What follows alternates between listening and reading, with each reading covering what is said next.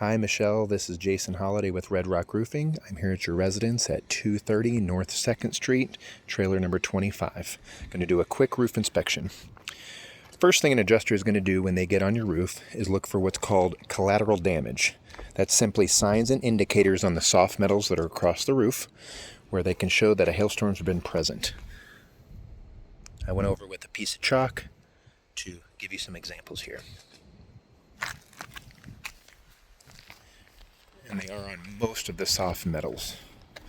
Thank God your skylights are intact. So you can see a couple. Here's a really big one. Next thing that they're going to look for is they're going to look for what's called spalding. Spalding is simply when a piece of hail strikes the shingle, dislodges the granule, and exposes the fiberglass underlayment. And that's what these are. Okay. Now, in order for an adjuster to be able to claim this under insurance, they're going to be looking at a 10 by 10 square foot, and you have to find 6 to 10 of these within that area. Okay, and as you can see here, there's more than enough to simply show that. Now, on the other side, it's got to be on both sides. The other side, you got some pretty big ones. Obviously, it was coming from this direction, coming west. So you can see some pretty big ones over here. Okay.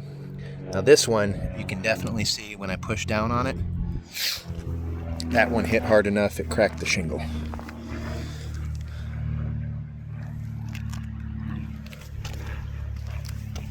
Okay.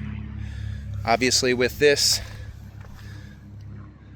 you don't want water leaking underneath, and that's what happens. Water migration gets underneath, and then it messes up the actual decking on the roof. Here was another pretty big one. That was a big piece. So one other thing that I wanted to point out was your boot jacks here. They're pretty decent, but you can see with a simple push, they're loose. Okay, with enough wind and rain, water can simply migrate right down there. Final thing that I wanted to point out, you do have a few nails that are exposed. You can see right here, they put some silicone over top. Obviously this is completely gunked up trying to seal that one. That one's not moving, okay? That's what we want to do on the other boot jacks. But this, you definitely want to have those sealed.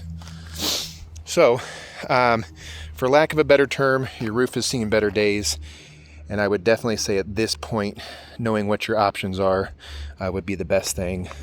But I do feel very confident that insurance could simply, you could have this covered under insurance at their cost, obviously minus your deductible.